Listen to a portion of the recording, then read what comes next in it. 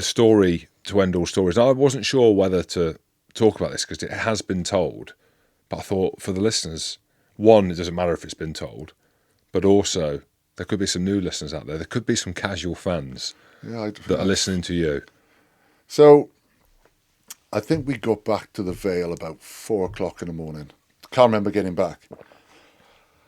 And you think, you're going to get back to the Vale, you're going to get to your room.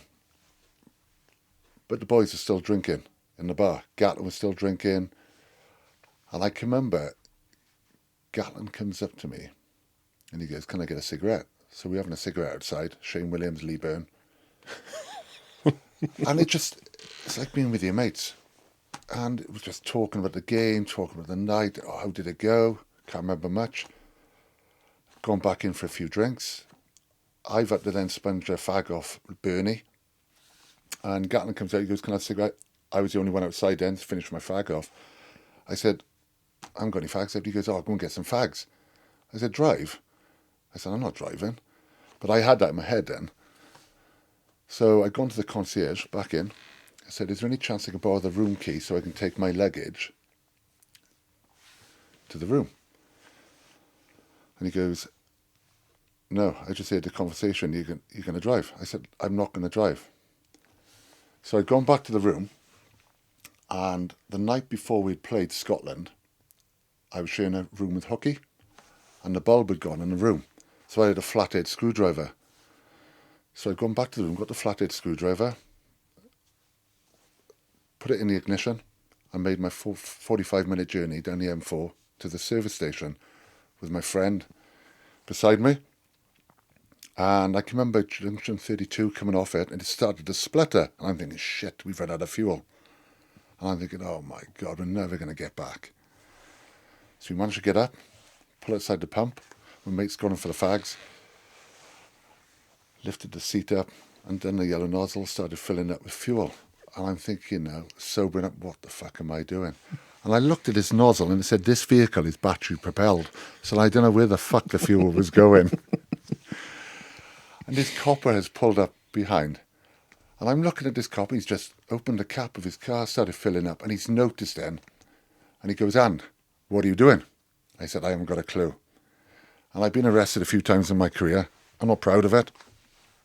And he goes, "Right, put the golf cart on top of the bank, jump in the car, and it'll all be hash, and you'll be fine." So we're going back down the motorway now, back to the Vale, and the copper sergeant gets on the blower. There's somebody going down the M4 on a golf cart. He's causing carnage. You need to stop him. And he said, "Anne, you know what's happening now. I'm going to have to arrest you." So he arrested me. And as we're driving for Cardiff, I've done it once before with a copper. I said, "Is there any chance you can take us through a drive-through, McDonald's?" And people are thinking, "No way." Yes way. So we pull in.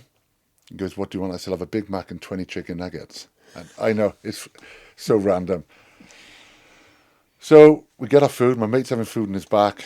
I've got my burger, ketchup, dipping the chicken nuggets into the sauce, eating them. And the copper goes, "Do you mind if I have one?" And he picks his chicken nugget out the box, dips it in. I say, "What do you think?" He goes, "Mate, they are bloody lovely, they are." And then, time of the day, get to the station, had a few photographs of the coppers, and then a cigarette as well. And then they put me in a cell, and I think they let me out 11 o'clock the next day. And turned up back at the Vale. There's a massive wedding going on, and the bride and groom are having pictures on the front lawn. And the bride comes running over. I pick her up like this, and she goes, "Oh my God, it's Andy Powell." And then that was in the front page of the picture the next day. And I get home. It was Valentine's Day, wasn't it? And my mum rings me from London. They'd gone for a big meal with friends. And she goes, "You right, darling?" I said, "I'm fine. I'll always get through it." I said, "How's the old man?" "Well, he's just walked up and got out the restaurant." That's typical of my old man. Just walked out. Thought I'd blown it all. Never going to play for Wales again. And then Gatlin's rings me. I didn't want to answer it. He goes, "Right, you're going to have to have a little bit of time off, 2 weeks off. You're going to have a ban." And he goes, "Have you decided to go anywhere?" I said, "Yeah, I've already booked." He goes, "Were you off?" I said, "I've just booked Amsterdam." So I went to Amsterdam for 4 days. And I come back more sketchy than I went over there. Yeah.